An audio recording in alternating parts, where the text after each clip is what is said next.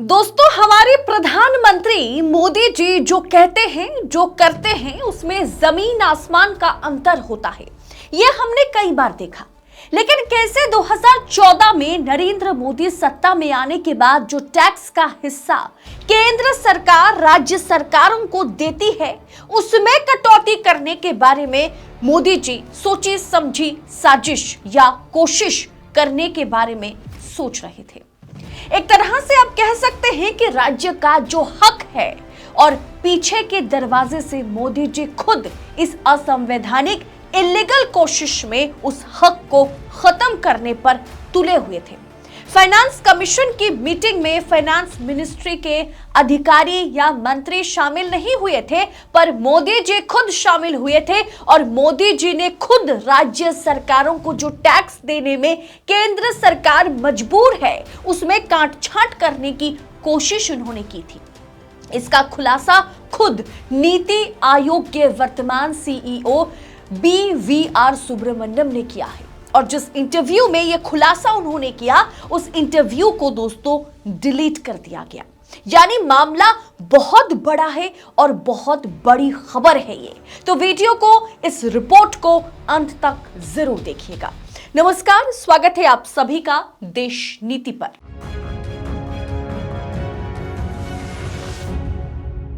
देश नीति, केवल सच्ची और पक्की खबरें। दोस्तों, अब मोदी सरकार पर हिंडनबर्ग बहुत बड़ा खुलासा कर सकता है। नीति आयोग के वर्तमान सीईओ BVR सुब्रमण्यम ने ऐसा ही कुछ खुलासा किया, जिसे अल जजीरा ने सबसे पहले रिपोर्ट किया।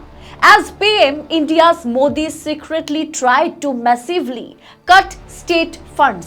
Modi tried to force the Finance Commission to cut back on the amount of tax revenue meant for India's states. प्रधानमंत्री के रूप में भारत के मोदी ने गुप्त रूप से राज्य निधि में बड़े पैमाने पर कटौती करने की कोशिश की।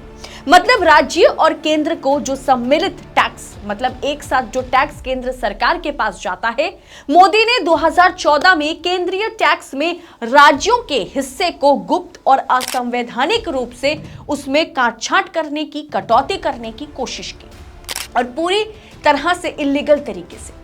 दरअसल मोदी जी 2014 में जब सत्ता में आए थे, तब उन्होंने राज्य को मिलने वाला टैक्स का जो हिस्सा है उसे जो है राज्य से छीनने की उन्होंने कोशिश की थी, ताकि टैक्स का ज्यादातर हिस्सा केंद्र के पास रहे, उनके पास रहे, राज्य को कम से कम हिस्सा दिया जाए।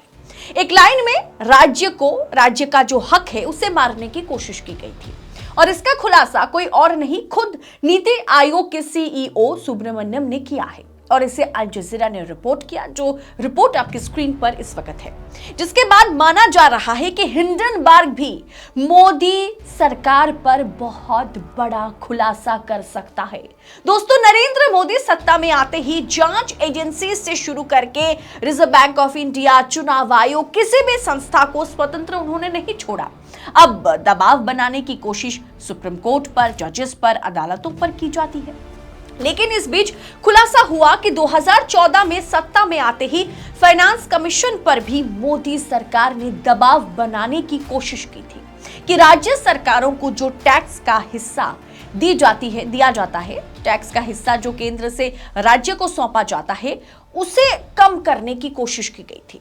मान लीजिए कि केंद्र सरकार का योजना जो है वो राज्य में भी लागू है, उससे हुए मुनाफे का हिस्सा केंद्र राज्य दोनों के पास जाने का अधिकार है। क्योंकि काम राज्य में हो रहे हैं, इसीलिए उस राज्य के मजदूर काम कर रहे हैं, इसीलिए जो है उससे जो मुनाफा या टैक्स केंद्र सरकार कमाती है, उसका एक हिस्सा राज्य को भी देना पड़ता है। ये बस एक एग्जाम्पल मैं बता रही हूं। ऐसा हर राज्य के साथ केंद्र का सम्मिलित काम होता है, जिसमें टैक्स केंद्र के पास जाता है, जिसमें से सरकार को टैक्स देना पड़ता है, केंद्र को अपना हिस्सा देना पड़ता है। जहां टैक्स सीधा केंद्र के पास जाता है, केंद्र उसमें से राज्य को अपना हिस्सा देती है। लेकिन 2014 में नरेंद्र मोदी चाह रहे थे कि फाइनेंस कमीशन पर उन्होंने दबाव बनाने की कोशिश की कि राज्य को कम से कम हिस्सा दिया जाए और ज्यादा से ज्यादा हिस्सा केंद्र सरकार अपने पास रख सके। रिपोर्ट के मुताबिक 2014 में सत्ता में आने के तुरंत बाद नरेंद्र मोदी प्रधानमंत्री ने भारत के वित्त आयोग यानी जो हमारे फाइनेंस कमीशन है उस वित्त आयोग के साथ पीछे के दरवाजे से बातचीत करने का कोशिश जो है उन्होंने की थी। बातचीत का उपयोग करके राज्यों की धन तक पहुंच में उल्लेखनीय कटौती करने की उन्होंने कोशिश की। हालांकि मोदी को पीछे हटना पड़ा क्योंकि आयोग के तत्कालीन प्रमुख वाई.वी. रेड्डी ने विरोध किया था, जिसके बाद ये आशंका जताई जा रही है अब कि हिंडनबर्ग अब मोदी सरकार पर कोई बड़ा खुलासा कर सकता है। दिसंबर 2014 में प्रस्तुत अपनी रिपोर्ट में आयोग ने सिफारिश की कि राज्य को केंद्रीय करों यानी टैक्स का 42% हिस्सा मिलना चाहिए, जो कि उस समय तक 32% मिल रहा था।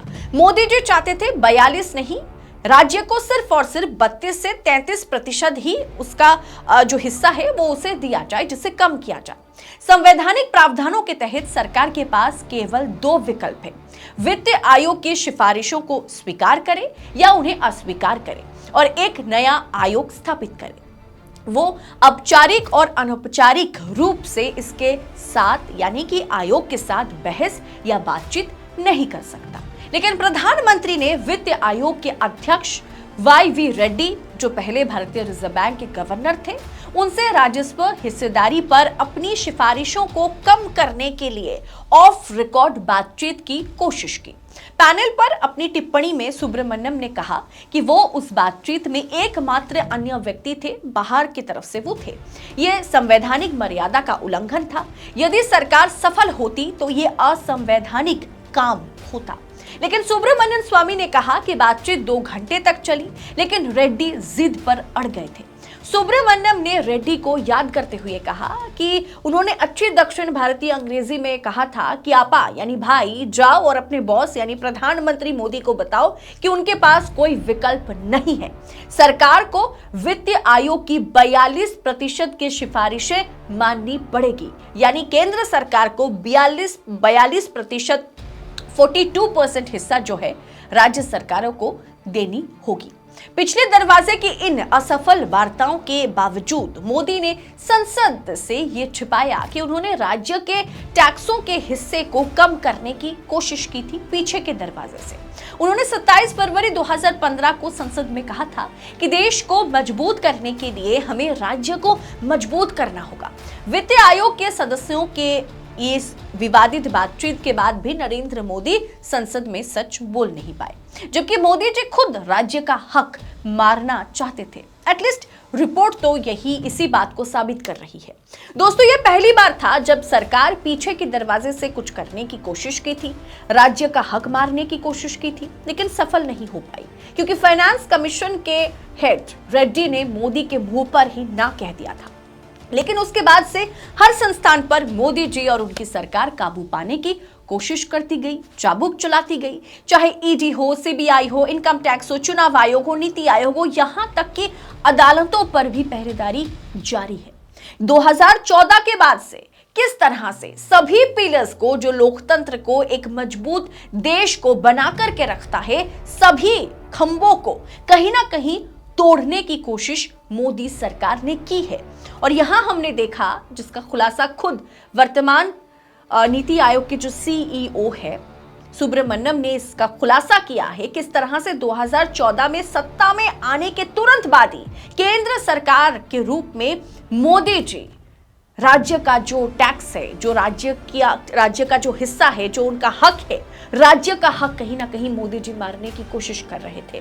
दोस्तों, इतना बड़ा खुलासा जो है अल जजीरा ने किया है, और जिस इंटरव्यू में नीति आयोग के सीईओ ने ये सारे सच को एक तरह से बेपर्दा किया है। 2014 में मोदी ने किस तरह से राज्य को अपना हक देने से वो पीछे हट रहे थे, या उनकी हक में, उनकी हिस्सेदारी में, उनकी टैक्स में कटौती करने की मोदी जी ने कोशिश करी थी, उसका खुलासा, उसे बेपर्दा नीति आयोग के सीईओ ने जिस इंटरव्यू में किया है, उस इंटरव्यू को भी दोस्तों हटाया गया और पीएमओ इस पर किसी तरह का सवाल जवाब देने से पीछे हटता हुआ नजर आ रहा है। दोस्तों, इस पर रिपोर्टर्स कलेक्टिव के वरिष्ठ पत्रकार नितिन सेठी ने ट्वीट करते हुए लिखा, पीएम मोदी के चुने हुए शीर्ष अधिकारी ने खुलासा किया, केंद्र सरकार के बजट में इतनी बुरी तरह से हेराफेरी की गई है कि उन पर हिंडनबर्ग का हमला हो सकता है और कैसे मोदी ने राज्य के फंड को भारी मात्रा में कम करने के लिए संविधान का उल्लंघन किया, उसका भी खुलासा इस रिपोर्ट में किया गया है।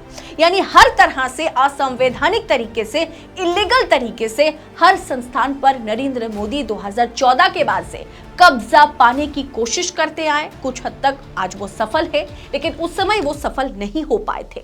और ये रिपोर्ट कहीं ना कहीं किस तरह से मोदी सरकार हर एक संस्थान पर जो है चाबुक चलाते हुए नजर आते हैं, या मोदी सरकार हर संस्थान पर चाबुक चलाती है, उसका खुलासा इस रिपोर्ट में किया गया है।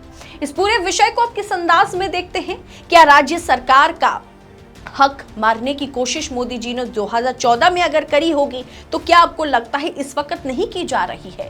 क्या राज्य सरकारों को फंड देने से मोदी जी पीछे नहीं हटते? ऑलरेडी बंगाल के साथ ममता बनर्जी के साथ नरेंद्र मोदी की सरकार का 136 का आंकड़ा बना हुआ है फंड को लेकर के, कि बंगाल या जितने भी विपक्ष शासित प्रदेश है वहां पर केंद्र सरकार फंड देने से हमेशा पीछे हटती है।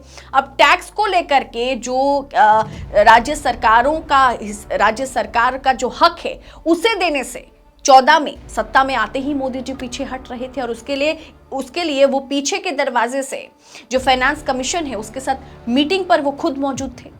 इस पूरे विषय पर आपकी राय आप हमें कमेंट कर बताइएगा। बाकी ऐसी तमाम खबरों को पूरी पड़ताल के साथ, निष्पक्षता के साथ, वेल रिसर्च के साथ पाने के लिए सिर्फ और सिर्फ देश नीति को दोस्तों सब्सक्राइब करें, क्योंकि आपको पता ही है देश नीति आपको वो खबर दिखाता है जो गोदी मीडिया पर आपको कोई भी पत्रकार दिखाने का हिम्मत नहीं करता। इसीलिए ऐसी खबरों को पाने के लिए चैनल को सब्सक्राइब कीजिए, हमारे फेसबुक पेज को फॉलो कीजिए, ट्विटर पर देश नीति को फॉलो करें और आजाद मीडिया को अपना भरपूर सपोर्ट दें। बहुत बहुत शुक्रिया। जय हिंद, जय भारत।